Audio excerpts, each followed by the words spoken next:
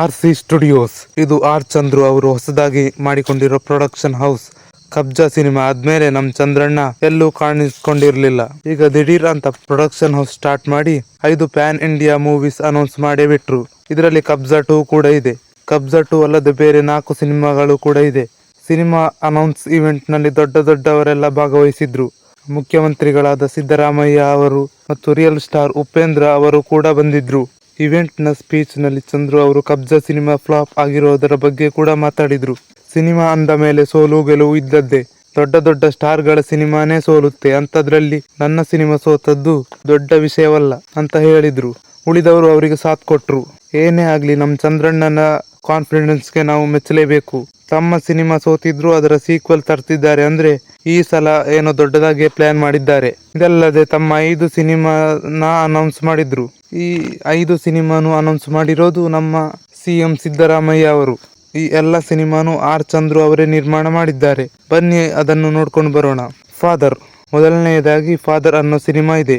ಇದು ಪ್ರೊಡ್ಯೂಸ್ ಮಾಡ್ತಿರೋದು ಮಾತ್ರ ಚಂದ್ರು ಅವರು, ಆದರೆ ಇದನ್ನು ಡೈರೆಕ್ಟ್ ಮಾಡ್ತಿರೋದು ರಾಜಮೋಹನ್ ಅನ್ನೋರು.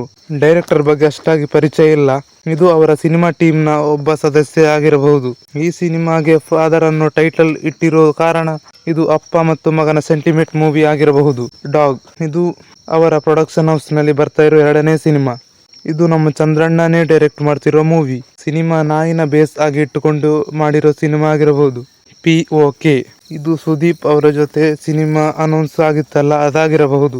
ಇದಕ್ಕೆ ಡೈರೆಕ್ಷನ್ ಮಾಡ್ತಿರೋದು ನಮ್ ಚಂದ್ರಣ್ಣನೇ. POK ಅಂದ್ರೆ ಪಾಕಿಸ್ತಾನ್ ಆಕ್ಯುಪೈಡ್ ಕಾಶ್ಮೀರ್ ಅಂತ. ಇದು ಒಂದು ಮಿಲಿಟರಿ ಬೇಸ್ಡ್ ಸಿನಿಮಾ ಅನ್ಸುತ್ತೆ. 3ನೇದಾಗಿ ಶ್ರೀರಾಮ ಬಾಣಚರಿತೆ.